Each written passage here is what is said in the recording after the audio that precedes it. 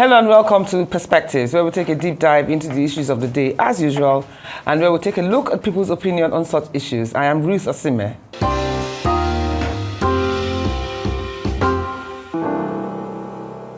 Today we shine a line on a troubling case that speaks volumes about the state of policing and press freedom in Nigeria. Recently, a journalist, Azuka Ogujiuba, was arrested and detained for publishing a court injunction, a story that was also published by several other media houses. Yet, she alone was singled out and locked up.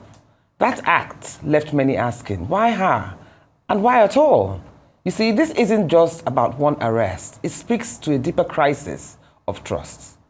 The police, who should be standing as guardians of justice, too often appear as instruments of intimidation.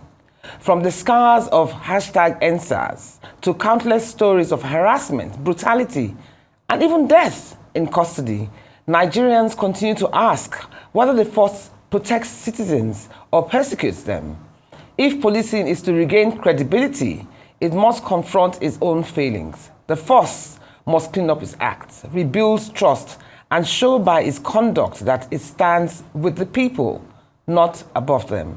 To explore this, we are joined by three voices: a retired police officer who can help us understand the mindset inside the force, an activist and journalist who has lived through the trauma of detention, and of course, Azuka Ogujiuba herself to share her ordeal and its impact. Let's begin. We're heading for a short break, but stay with us because I'll be back shortly to introduce my guests for this topic.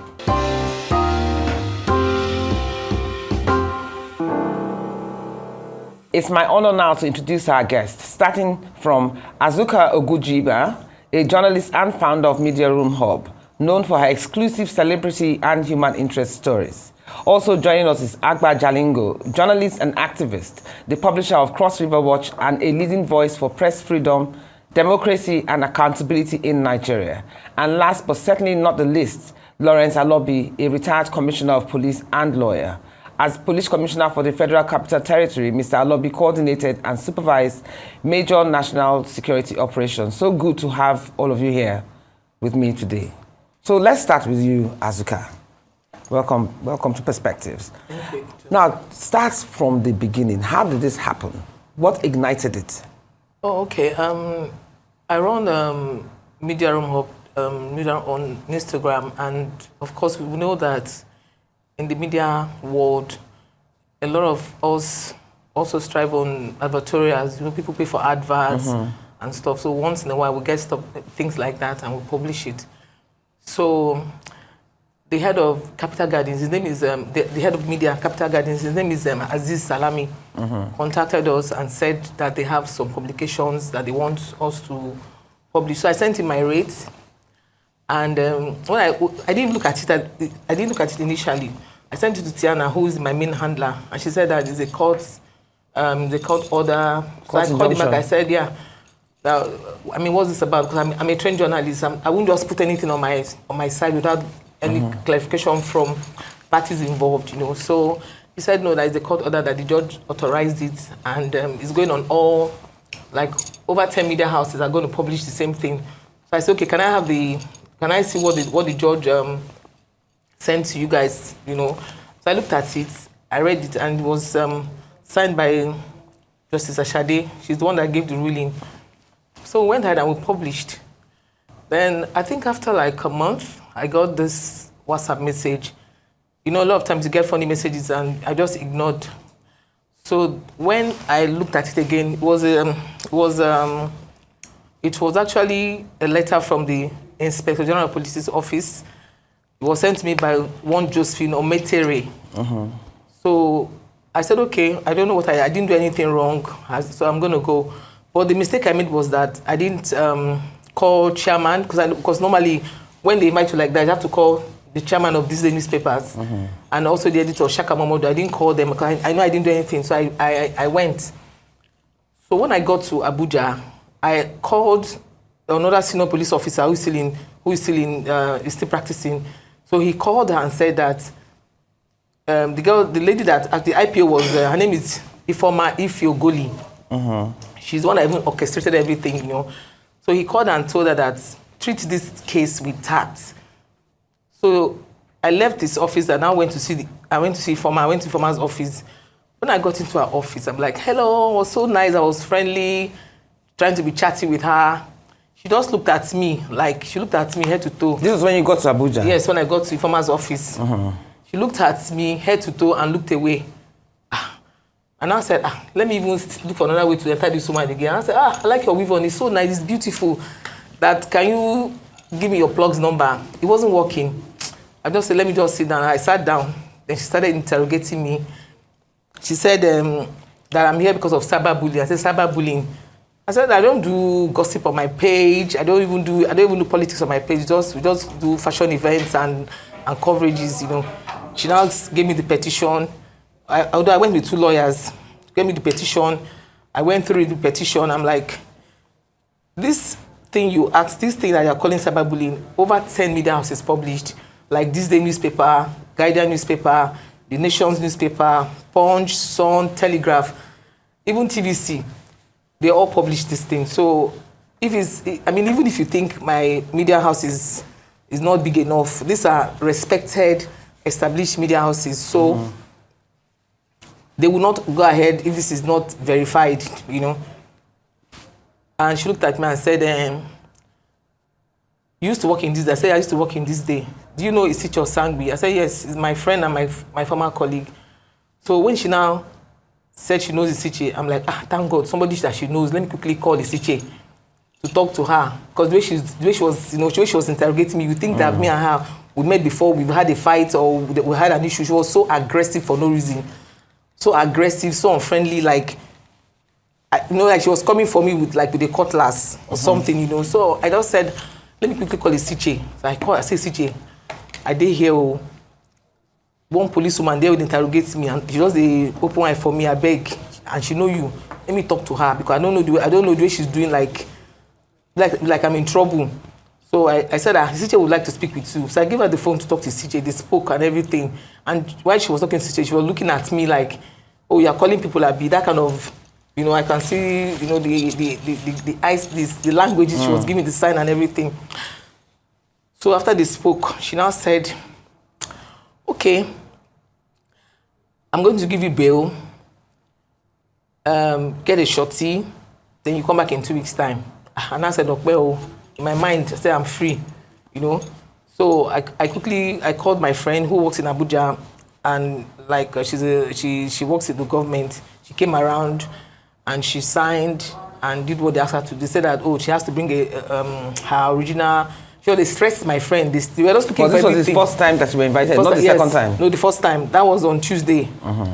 So they really stressed my friend. She was even sick. I had to beg her to please come. I don't know any shorty. I've not done this kind of thing in my life before. Just come, please. She came and did everything. They were still saying that they wanted her international passport. So they were stressing her. She was going there back to back for 2-3 days. She went on Wednesday and Thursday. So on Friday, because whenever I go to Abuja like that, we all know how expensive the ticket is. I make sure that I do 1 or 2 interviews, do 1 or 2 things before I come back to Lagos. So on Friday, I had an event to cover, which has been paid for. They've paid me. You know, should I say the amount they paid me? No. So they paid me for coverage, and I was going to Fati Abacha's store to pick up the outfit to wear. You know, because they said it's all white, and I didn't come with white. So I just said, let me call Fati. Fati said, okay, go to the store, pick what you want. So I was there picking the outfit. They were now calling me back to back. That's if you're Goli. She was just calling me. You have to come to the station right now. You have to come. Biggie wants to see you. Biggie wants to see you. I'm like, I thought you have given me bail. I'm already on bail. And you asked me to come back in 2 weeks' time. Why do I want to see Biggie? Say Biggie wants to see you. Biggie said he wants to see you. And Biggie being whom? Biggie is the Adewale Oladapo guy that did the petition. Okay. He was the one that the court injunction was against? Yes. And okay. Because when they called me, I started doing my own investigation, like, what is this land dispute about? So I found out that a guy called Kennedy Okonkwo paid Biggie, that's his nickname, Biggie. But his full name is Adewale Oladapo. So they call him Biggie. Paid Biggie 7.7 billion naira for a property, I think somewhere in Osaka, London. I'm not into that business, I don't know, but that's what I'm just my own investigation. And Biggie refused to give him his land, the money. So he took him to court. and now won the case or something. Okay. So that's Kennedy. Yeah, Kennedy now won. So the judge now told Kennedy that because Kennedy found out that the same land Biggie sold to him for 7.7 billion naira. Biggie has started. He wants to start selling the land to people. I don't know. Allegedly, according to Kennedy. Allegedly, yes, unsuspecting buyers. So Kennedy now took him to court. Okay. Then the court, then with his evidences, I think he won the case.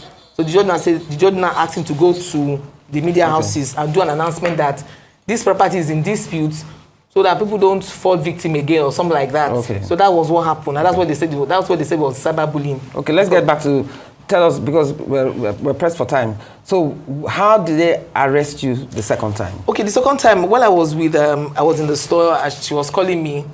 I said, let me pick up my outfit, quickly do my interview. There's another person, somebody that was into NGO that wanted to interview in Abuja. So I just told my friend, let's quickly go there. Let me do this interview. It won't take time. Maybe about 15 minutes. We'll just go to the police station. Let's see what they want. So while I was there, my friends called. My friend that was supposed to go to this event together, her name is Shade Balogun. She said to me, I said, police don't come you. I have to go. Let me I'll meet you up there at the makeup studio. She said, don't go. Just know that if you're going to that police station, you're not coming out today. I said, why? Why wouldn't I come out today? I didn't do anything, and I'm on bail. So why would I be scared? Especially since you publish what other media houses have published. Yes, over 10 media houses published it. Blogs, television, TV houses, newspapers, they publish the same thing.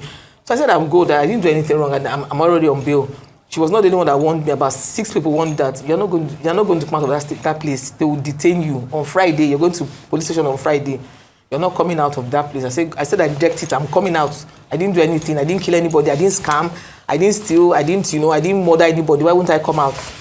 So while I was almost done with my interview, the next thing we heard. So I was leaving the man's office because it's a big building like that, So we now started hearing like noises outside the building. We're hearing noise and everything. We're like, maybe the staff are fighting or something.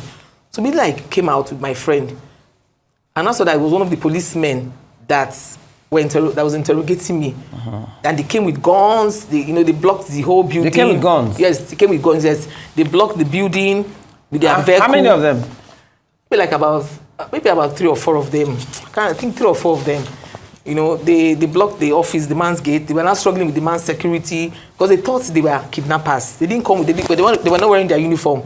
They came in mufti. So the guys thought they were kidnappers. Why would they come like that? And they are not, there's no... How did they find out where you were in the first place? They were tracking me, they were tracking me all over Abuja. Oh my God. They were tracking me to know where they can arrest me. They were tracking me all over Abuja. They were tracking So were you manhandled or anything like that? They were. Because just that my hands are... Because they were struggling to take my phone. Because I said that I want to talk to my chairman. I want to call my publisher. Nduka Bagbena, I want to call Shaka Bomodu. They refused. They took my phone. So they were physically struggling with you? Yes, they took my phone. To wrestle the phone off your hand? Yes, Josephine, and I can't remember the guy's name. Josephine Omotere.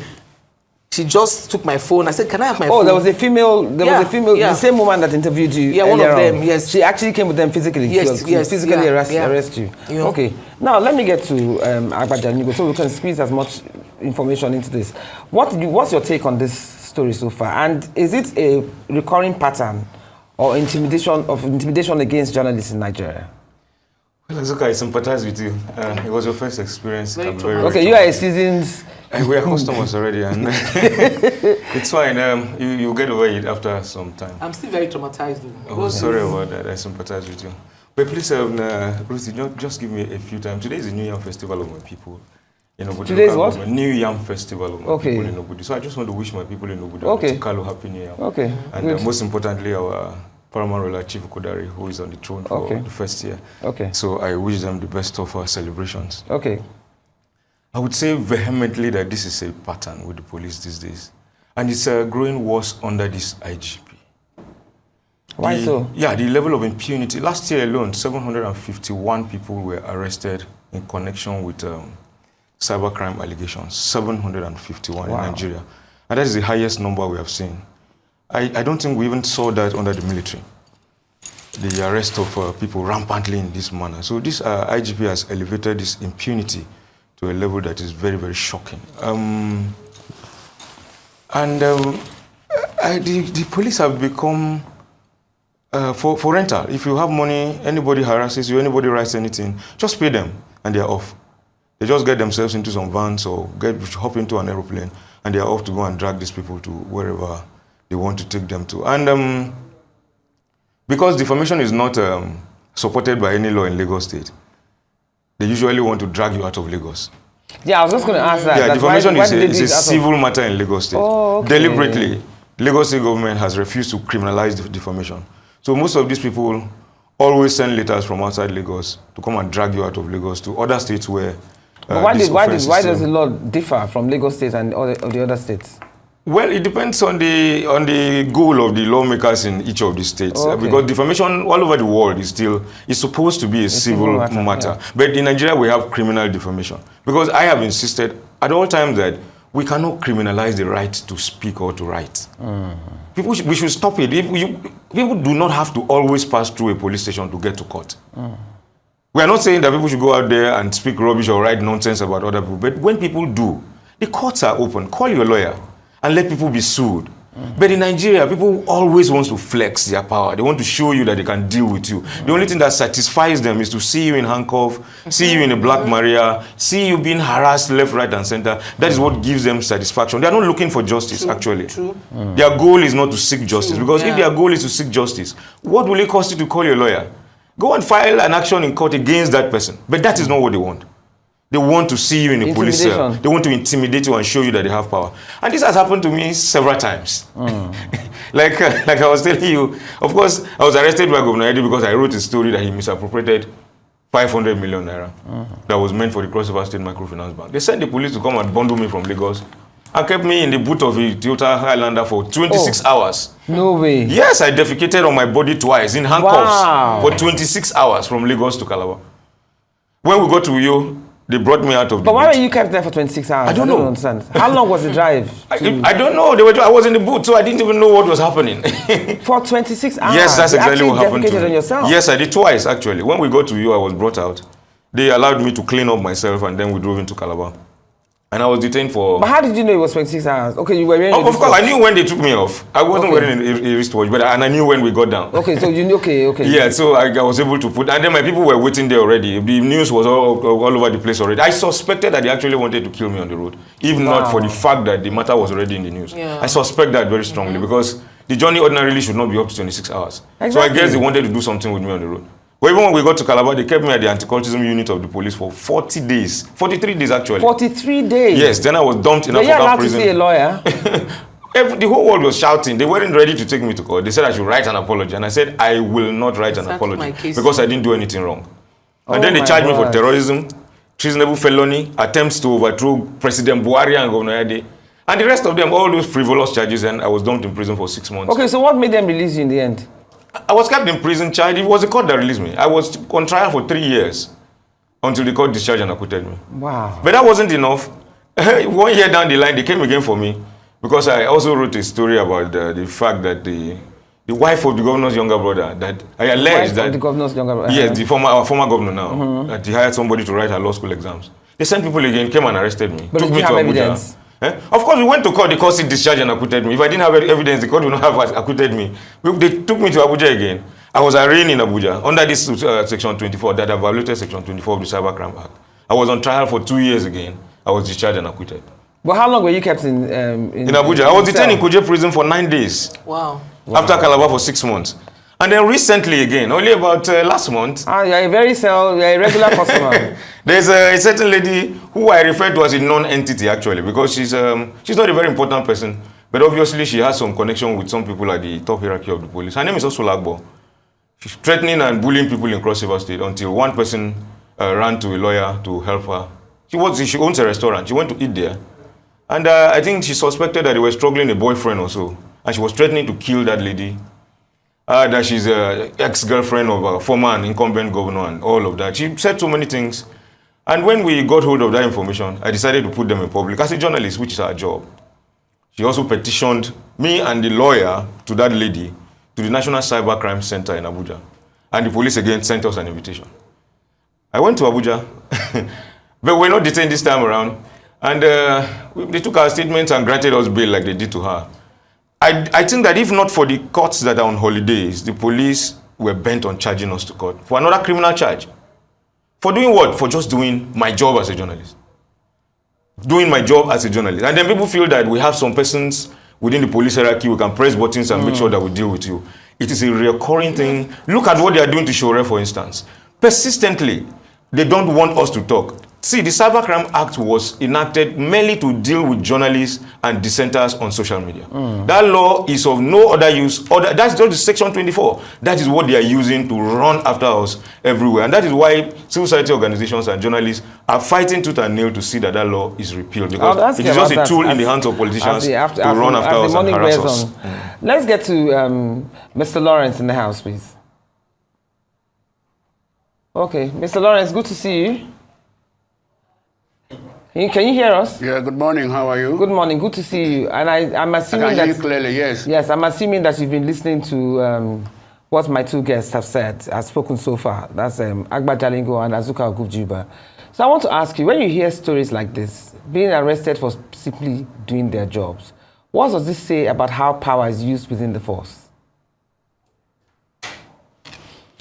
Yeah, thank you very much. Let me first sympathize with the young man who was who suffered some ill treatment from some police officers. I personally apologize for that. But then, like my brother, my junior brother Jalingo, Agba Jalingo, was saying that the law in Lagos, that law is not applicable in Lagos State. You see, that is a federal law. Cybercrime Act is a law that is applicable in all parts of the country. You know, Desi, who posted the theory of law, said that law must have universal application. It's not restrictive, it's not selective. So that it's a federal law is applicable to all parts of the country. That law is applicable, and a law has no value to man and society if it is not enforced. And you see, when the government has a duty to make laws, like Rosu, in the theory of social contract, postulated, the government has a duty to make laws, to protect the citizens. And the citizens also have to sacrifice their right to a large extent to obey the law. Because the laws are there for the benefit of the society, for the good of the society, maintain law and order. But how do you justify the abuse of power? The journalists have a duty. How do you justify the abuse of power? Just a minute. Let me just explain. No, don't pray me. Let me learn. When I learn it, what I'm saying, the law, I will tell you what the law is all about. The law is there for us to obey. It's a federal law. No law is not the law is not restrictive or not selective. But then the issue is how those who enforce the law, how do they enforce the law? The police are there to enforce the law for the benefit of the citizens, for the well-being of society. And like I said earlier, a law that is not enforced has no value to man and society. And it says, the Latin maxim says, whenever there is society, there must be law. But, because there is no law, there will be jungle. You haven't quite answered my question. You have spoken about the law. I am saying those that have abused the power. Yes. Can we just land on that, please? Those that have abused the power. First, excuse me. We all know the law. Yes, you don't have to educate us on that. For you to understand. I have a duty to educate you too. You have to educate me. What I'm telling you is that he said that law is not applicable. Someone said that law is can we move ahead? Can we move ahead from that? You've made the point now, sir, please, because we are restricted with timing. If you don't want me to, excuse me, you invited me here. Let me explain. I understand, Mr. You're not here to gag with control what I will say. Okay, no, not at all, not at all. Please, I'm not a child. If you invited me, good. I'm sorry about that. That is part of the freedom. Okay, go ahead. The issue of power, I'm saying is that some officers can abuse their power, either being overzealous or being based on ignorance. And I agree that some policemen can be influenced by unscrupulous individuals or politicians. But then, that is not a pattern, like my brother said, it's not a pattern. As individual, you don't have individual differences. Like among the 12 disciples of Christ, Judas was the only person there. It doesn't mean that all disciples are betrayals. They cannot use one individual's action to judge the entire, to generalize and judge the whole Nigerian police force. So there are some good officers who enforce the law in line with the law, what the law provides. But the point is that in this country, we should know that, like ROSU, in terms of social contract, the citizens have a right. Those have obligations. Where there has a right, there's corresponding obligations for the citizen to obey the law. So when you obey the law protects you. When you break the law does not protect you. So we should understand that the journalists are doing their duty, and again, journalists should, I would recommend that journalists should apply the principle of peace journalism. Peace journalism is that you have to know your news you want to publish. How does that affect the security and peace of the country? Does it crisis? Does it provoke a crisis? Whatever you think about the benefit of that news to the society. That's more important, not to please some individuals. You know, we all, the police and the press, we're not competing. They collaborate because they're all serving the same country, serving the same society. They meet societal needs. Okay, thank you so much. Thank you so much, Mr. Lawrence. Let me get back to Azuka. Azuka, you were there. How long were you there for? And did you speak to any other prisoners? Did you have stories to share about other prisoners? I was there for 3 days. 3 days because the head of the unit was Moses Jolubo. Okay. So Moses Jolubo, when I found out that they were going to detain me, I started talking to the Ifeoma girl. I said, you are a woman like me, that even if the men want to put me in cell, you should be the one like talking to them on my behalf. That I didn't do anything, I didn't commit any crime, I did not defraud anybody. This is a civil case. Why do you want to put me in cell? I asked her. She looked away. I said, okay, can I go and speak to Moses Jolubo, who is her boss? The other lady, the Josephine Ometere lady, was saying, let's go. I said, calm down now, let me see your guy. I was really, I was almost begging, I was almost going to, and I knew those two girls, I'm older than them. I was okay, they were the two girls that you met already in the cell? No, I'm talking about the police women before we went to the cell. Okay, yes. So when when we got to the police station, I was still, when we were going again, they had a man with gun, a policeman with gun, following me to the cell again. I'm like, Kidimoshe, what did I do that? You were just using gun to escort me all over the place, you know. So when we got to the cell. What was the cell like? Tell us what it was like, what the days were like. Horrible. Did they serve you food? How did you feed? It was horrible. I don't even wish my enemy to be in any Nigerian police cell. If that's how the cell are. So what was it like? Was it a small room or what? Yeah, just one tiny cockroach room like that. Did he have toilets? Very dirty, smelly. It was like, you know, when I entered that cell, I said, God, what have I done? I didn't do like this. I said, I am it, but then after a while, like, maybe I'm dreaming. It can't be for real. You know, I was like started pricking myself. I was talking to myself like I was almost like losing my mind. So were you the only one in that cell? Only me in the cell. So the next cell was the male cell. The male cell was like, I think there were like over 20 men in the cell. Like, oh, the cell for men and women are separate. Yes, just side by side. Yes, side by side. So when the men, when they use it as cell, when they use the toilet, the smell, everything just come to. Oh my God. So I was like this. This I was in that cell for that 3 days. I wouldn't like to take it off. I was like this. That is how I covered my nose all through because I couldn't breathe. And my system just changed. I couldn't eat. And you said you couldn't tell morning or night? I couldn't tell morning, yes. I couldn't tell when it's morning. The only time I know it's night is when the mosquitoes start biting me. Oh my word. When they start biting me, I know it's late. Was it that dark? Was there no window for you to see that? The edges of the window, it was very dingy, like, it's kind of dingy though. You know, there's no time. You know, when they are locking in the cell, they take your wristwatch, everything. So you don't know what the time is. You don't know what is happening outside anymore. You're just alone.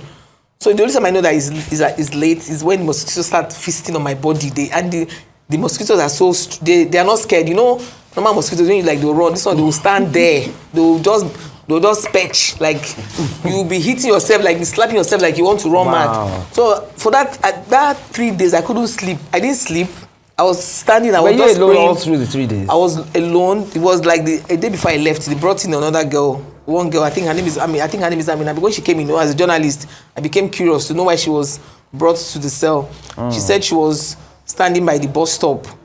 That they just came and they carried her and they brought her. I said, "Are you sure?" And I said, "Are you standing in front of?" How old was she? I think she was 24.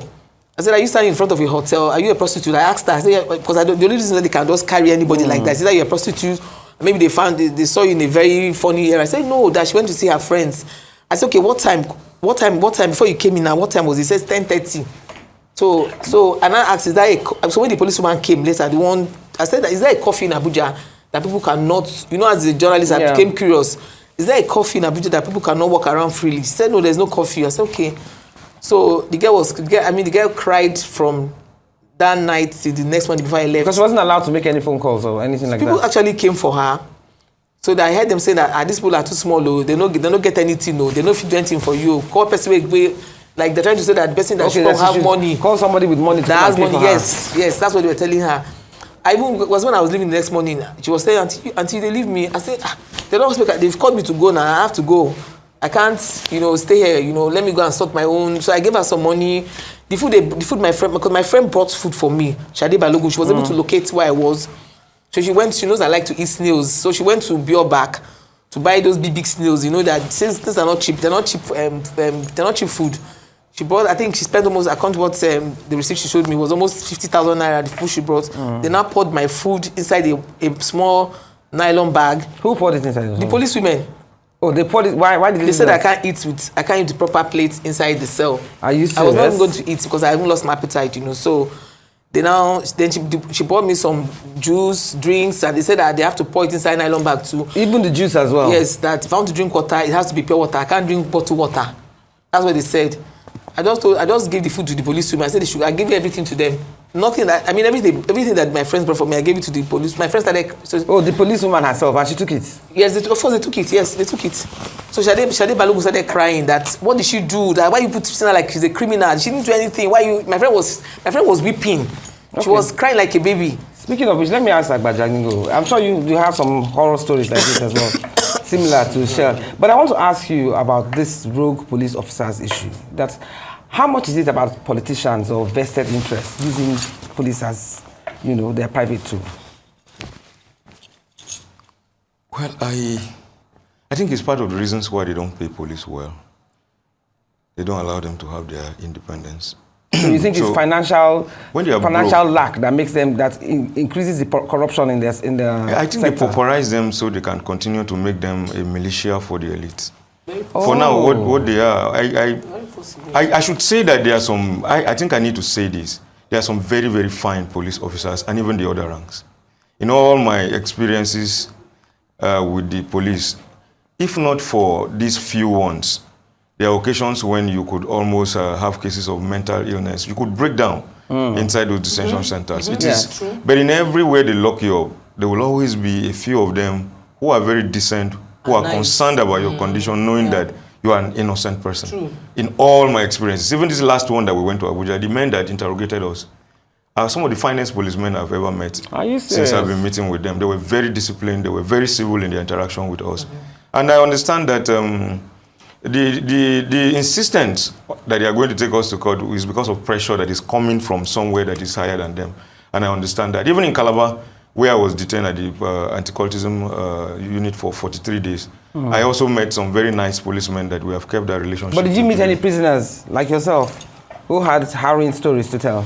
When we got to prison, I also had very harrowing stories to tell. But it's just that within that harrowing story, you could meet a policeman that will take the risk of giving you a phone when it's very risky for him to call your family. When everybody's saying that you cannot make a call. There could be one that would say that, okay, this man is innocent, he hasn't done anything wrong. And when he sees that the coast is clear, he can bring you a phone and say, quickly make a call somebody that you need to call. There are some that could even give you money. There are some that will give you some of those things that you need that the authority will not allow you to. There are some of them who are human. So we should not, I also don't want to wrap all of them in the same floor. I need to give credit to some of them. Even in the prison, there are warders that are decent, and there are some warders that are very, very horrible. Having said that, but is it true that you have to pay your way for certain privileges? There is no detention center in Nigeria that you don't pay. That's not a business. Whether it's in prison, whether it's in the police station, I've not been to the NDLA before, but wherever they lock you up, there is no way you don't pay money. And that's the truth of the matter. It's not official. What are the privileges you pay for when you need to spend money? To make calls. To make calls to eat. Or maybe I shouldn't even go there because I don't know whether I will return there again. Because I said, I'm not ready they will say it won't be used Yes, I'm not ready to keep quiet about the job. This is the only thing I know how to do, journalism and activism. And I enjoy it. despite the risk, despite the cruelties. It's something that I enjoy doing very, very well. And like I said, I don't know when next they will come for me. But so basically what you're saying is that with the right amount of money, you won't need to suffer in prison. You will still suffer, but you will not suffer as much as those who do not have money. Because I've heard harrowing stories of people that have been there for years and there's nobody to come and defend yes, them. There are people, see, most of the people in police detention and even in prison, most of them are innocent people. Oh my word. And it's only a minute percentage of people who are detained, whether in prison or police stations, that have actually committed crimes. The police see, when the police arrest you and put you in the cell, for instance, any IPO that has 10 people, for instance, 10 detainees, is counting the amount of money he's going to collect from those 10 people. Because they are very, very sure. One of the biggest lies in Nigeria is bail is free, or their visit to prison is free. It's a lie. None of them is free. If you don't pay money, you will not see your relative in prison. I've slept in 5 prisons. That's why I'm speaking from experience. So what kind of prices do you have to pay? You must pay the warders before they allow you see your whoever like is related for to you. Instance? No, in Calabar sometimes they collect as little as 50 naira. Are you serious? 200 naira. If you bring them 10,000, 20,000, any amount of money you give them, they collect. That's the truth of the matter. And even in Kuje, that is supposedly the best prison in West Africa, as it were, because that one looks like a hostel. They still collect money from you. You know the funny thing? Arrangements are made to pay money. They arrange, everything is possible. Funny enough, I think what you just said, the Adewale Oladapo that ordered them to arrest me, the police have petitioned him over one month. He has not honored the invitation. But the police came for me but they honored his own arrest. Yes, they honored, yes. You know, that's what I don't understand. This guy has been petitioned for over 1 month. You guys have not gone to look for him, to track him, like you came to track me and assault me, humiliate me, and bring him to the station like you did to me. So I don't understand why. I mean, what's the same case here? When Agba petitioned us to the National Cybercrime Center in Abuja, we were quickly invited by the police. We honored the police invitation. Getting back to Calabar, the girl that she was threatening, her name is Loved. She petitioned the same Agba to the police in Calabar, and the CP said they should stand down the petition. That's the Osula's petition. Yes, the petition against Osula. Yes, the but CP said they should stand it down. Yes, but they invited us to Abuja. And so, you see, for now, we are here to have a people's police. Okay, let me get... If you have money, you can always have your way around this country. People stay in jail and do all kinds of things.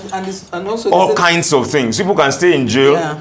And like when I say all kinds of things, I know what I'm talking about. They're in jail, they have their phones, they live large in prison, they have everything that they want. The only thing, in fact, even if you want anything, the only thing I did not see in jail is human parts and guns. Every other thing you want, including cocaine. Wow. In jail. If you want to have sex, you have it. They were smoking him. They were even smoking him. The males. Who do you have sex with? This no, don't worry. With the right amount of money, everything can be arranged. Oh wow. We saw what happened in Ikoyi prison when they locked Naira Marley and the rest of them. The authorities, when the thing came out, the authorities had to suspend the head of the facility and all of that. These things happen. They happen all over the place, and the apartments are graded. They are graded depending on how much you have. Almost every Nigerian prison has a special cell. Where those who can pay with AC and the whole 9 years. I say everything. Everything you need. Look, let me call Mr. Alobi. Mr. Alobi is a very respected crossivarian. Mr. Alobi. And we all have a lot of respect for him. He's a crossivarian and we all respect. You've just heard now that, you know, that there's a lot of respect for you. Yes, there's a lot of respect for you. Thank you. And, thank you very much. Thank you very much. Thank you. Okay, but you've been listening to the harrowing stories. You know, and many officers claim... I did. I followed. Okay, let me just ask my question, then we can go ahead. Many officers claim they act on orders from above. In your experience, how much abuse is institutional and how much is individual misconduct? Because the stories that we're hearing now sound so harrowing. And what's with this issue of if you have the right amount of money, you can live in luxury inside the police cell? Yeah, police cells are not demarcated. We don't have any certified cells for the big or the poor or the small. Cell is just the same cell. What the government has provided as cell is what the police will use, right? So the police themselves don't build cells themselves, is it? Sorry, Mr. Aloba, but Sorry, Mr. Aloba, but Mr. Agba has just said that there are places like that exist. No, that's in prison. In prison. That's In prison. In prison. That's the prisons, yes, the prisons, not police. Police Yes. is at the police station there, the cell is one cell. No, my bad. In prison, that they have different categories, and depending on how much money you have, you can live large within these parameters. So I wanted to ask you what you think of that. I'm not a prison staff. I cannot comment on. I'm not a prison staff. I cannot comment on what I don't have knowledge about. So I don't know about the police, which I can speak authoritatively. Yeah, but is it true that the police also, sometimes they get orders from above and illegally take on this their targets, without really having a legal ground to stand on? You see, some officers, we have like Agba Jalingo just mentioned. In every institution, you have some men who work based on professional standard, ethics of the profession, and so forth. We also men who deviate, who are deviant, who are given to corrupt practices. It's everywhere. No institution that has angels. I don't deny the fact that there are some policemen who are corrupt, who dance with the tune of politicians or rich bodies. But there's some of us, like when I was there, I never did. I have vouched for myself. But there are some good police officers, like he said too, I confirm. But it's not a standard for every that is standard.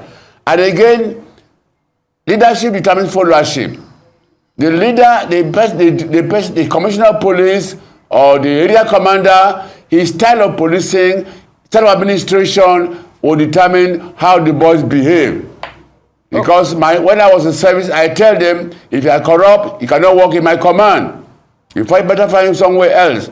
So I think, but this issue of corruption is a systemic thing in Nigeria. Okay, now that you mentioned that, but today in the civil service. Sorry, yeah. Go ahead. Let me let you finish before I ask my next question. Like I'm saying that in Nigeria today, all the institutions is systemic problem. Corruption everywhere. Even among journalists, there are some corrupt journalists. Now, no angels. You know? So, but then we need to reorientate ourselves, change our attitude and character. Our moral values have been debased and bastardized. What all of that about money, one thing about our character, our integrity. So those moral values need to be inculcated. We need to reorient ourselves. Both the police and everybody in society. The police officers are men who be trained in emotional intelligence. Okay. They have empathy, compassion, and don't know that you're not policing animals, you're policing human beings. It's your human touch and the fear of God. Okay. And journalists too, in the course of doing their job, should apply wisdom. Like my junior brother, Jalingo, he's I call him for his courage, but he should apply wisdom in his activism. Okay, let me ask you another question. From your insider perspective, do you think creating a supervisory body, because a colleague of mine discussed that a couple of days ago, creating a supervisory body over police accountability can strengthen or weaken the force? How do you think officers themselves will react if they have that kind of oversight? Already there is the Police Service Commission is there to supervise the police to ensure that the police discipline, they are conform with all the rules. Their promotion and discipline is the Police Service Commission is performing oversight function. So, but again, I said the system is systemic. The Nigerian society is embroiled with corruption. So the police is a micro unit of the macro Nigerian society. Okay. Attitude is learned from the social milieu, the environment you live. Okay. Thank you very much, Mr. Lawrence. Let's get so back this is when the police are not, they come from the air. Okay, thank you, Mr. Lawrence. Let me get back to Agba. You know, when NUJ and other media bodies issue statements, you know, it's their back rather than their bite, because what more can they do to actually call this inhuman behavior of the police to justice? How can they call them to justice? Because as a body, one would expect that, you know, once they know that the individual journalist has that backing, maybe that one would make them, you know, be less aggressive or less abusive of their powers. So what more can the NUJ and other such bodies do to strengthen their bite as opposed to their back? We'll continue to call on the NUJ to do more, but it's unfortunate that even salaries for members the NUJ has not cared about. There are so many media organizations that will not pay their staff for many months, and the NUJ cannot even raise a voice, not to talk about fighting the police. And then most of the people that emerge into the leadership of these organizations, these unions, not just the NUJ, are sponsored by government, state actors, state agents who plant them there to foster their own interests, not the interest of the generality of the people. It's common knowledge, and I have also come to the conclusion that most of the people who leave the job and go into the politics of the job, like unionism, they are like not, NLC. Yeah, they are no longer abreast of what is happening times. in the newsroom. They are detached from the issues that concern the everyday reporter that goes out there to do his job.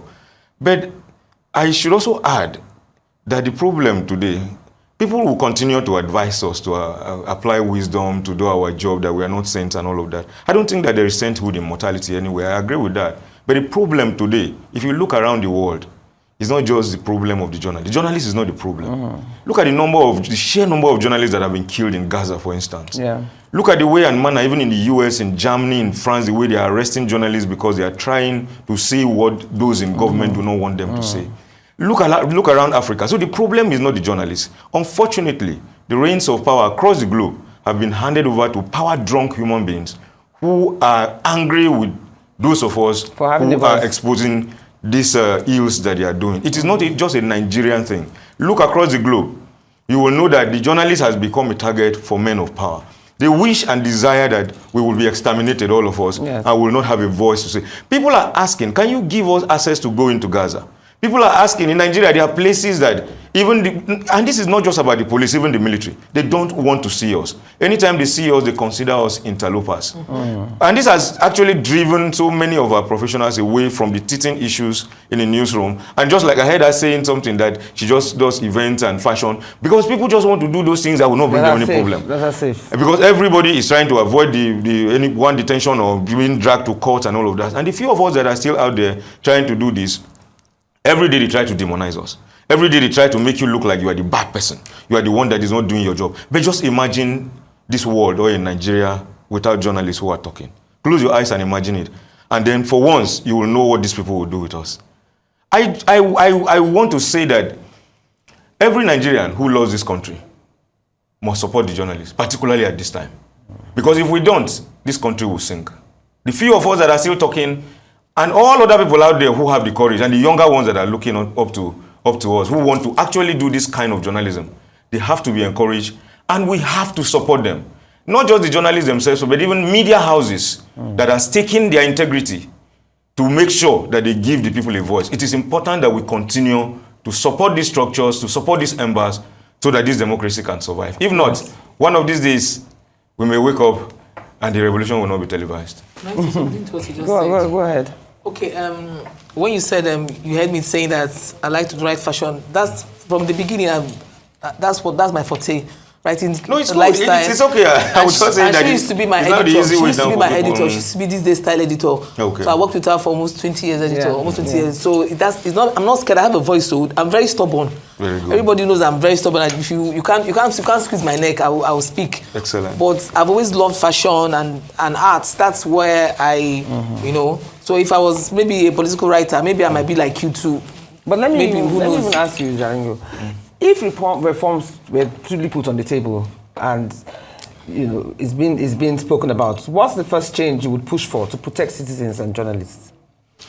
I think laws are made against the journalists, but our lawmakers are not consciously making any law to protect the journalists.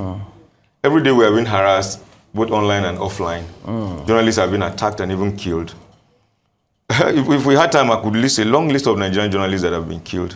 And not on one occasion. One springs to mind now. Delegate, I remember. Not on one occasion has anybody been brought to book for killing journalists in Nigeria. Wow. Talk about Godwin Akproko. They kill. Yes. Once they kill you and you just go, I can go on and on and on. And it's still happening till today. Abducted, some people get lost, and then that is the end of the matter. Maybe we will put it in the headlines for a week or more. So, and then serially, we have seen our parliaments, both at the state level and at the national level, consistently making laws to see how they can shrink the space for the practice of our job.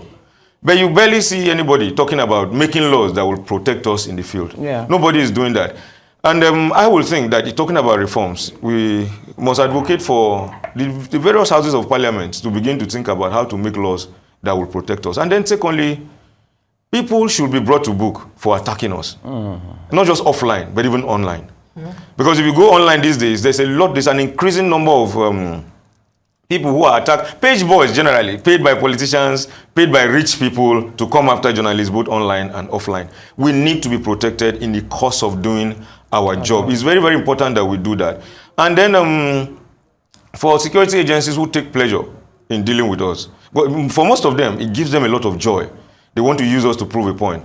I think that authorities should also make haste to see how they bring them to book, to the delight of not just the journalists, but to the delight of the society. People should be able to pay for their crimes against not just media houses. Look at the way TVC was burnt down the other day during NSAS. People just decided to go there because some people were angry. These things should come with consequences. And in every society where there are no consequences for criminality or those kind of things, this kind of impunity will continue to fester. And it is not a good thing for our job. It doesn't encourage us to do our job unless you were born for it. It scares people away. There's a question I want you to ask Mr. Alobi. Mr. Alobi. Like in my situation right now, I published a court injunction, which over 10 media houses published. How is that cyber bullying? I need him to, like, Okay, they said it's cyber bullying. How is it cyber bullying? Mr. Alobi, are you in the house? Yes, I am there. I'm there, please. My colleague Azuka just asked you a question and said that she was arrested for cyberbullying, and other media houses that wrote the same story have not been arrested. So how come she was arrested for that? And it's a verified document and from it's a verified court. Document. Evidence is there to show that it was a court, the judge ordered for that publication. Court injunction. She asked it to be out there. Yes. So, Mr. Alobi, can you answer? Yes. Sometimes people do things based on ignorance. Normally, for for you to apprehend anybody in Nigeria, you must have offended a law that is a written law, not a law that you think you perceive or assumption. I think those officers who did that, if there is no, I'm not too cumbersome with that section of the law in the Cyber Act. But then, if it's not there, then they don't have the right to do that, because for you to arrest anybody, must be based on a law that has been written, a law that exists in the country, not just based on the law what you think. So I don't see anything. If it is just publishing what the court has done, just because the media is there to inform, educate, and electing the citizens. That's the role of the media. So the media is maybe just merely publishing. I don't know how harmful. How does it attack the personality of the individual? You know. So then, if that is in the law, I'm not so concerned with that act, but that could be so, but I'm not too sure. But if it's just publishing what the court has ruled, I don't see anything wrong in that. But I think maybe she can also take action in court and seek her redress if that maybe her rights have been infringed upon by the police. Okay. And the police too, I'm sure the police, if the IG or the commissioner of police found that his boys they've gone outside the law, they'll be sanctioned and punished. I hope that's the case. You know? Thank you so much. Yes. I can't think so much, Mr. Lawrence. Yes. Unfortunately, we don't have that much time anymore. So thank you, Mr. Alobi, for your deep insights. Thank you, Agba Jalingo, and thank you, Azuka Ogujiuba. Can I thank chairman? Because I need to say what my chairman did. My chairman, when they couldn't reach me for that 3 days. Okay, just make it brief. They contacted chairman, and chairman swung into action and called the IPI president, NG president, and told them to look for me in Abuja. Chairman, thank you so much. You know, you're our daddy for life. Thank you. I appreciate you. God bless you for always being there for us when we have issues like that. And Shaka Momodu had a chairman like you. Yes, and Shaka Momodu, thank you very much. Shaka Momodu is the editor. Thank you so much. We stand strong as a team. So thank you so much. Thank you so much. Anyway, Azuka's arrest is more than just one story. It's Nigeria's. The police must stand as a bastion of hope, unshaken in their oaths to protect, and unwavering in securing the truth of the people they choose to serve. Integrity is the foundation of trust, and only by upholding it can it respect endurance. That's all we have time for today. As I keep saying, remember that life is a learning curve. You've been watching Perspectives here on Arise News with me, Ruth Osime. Until we meet again same time next week, do stay well and have a great time.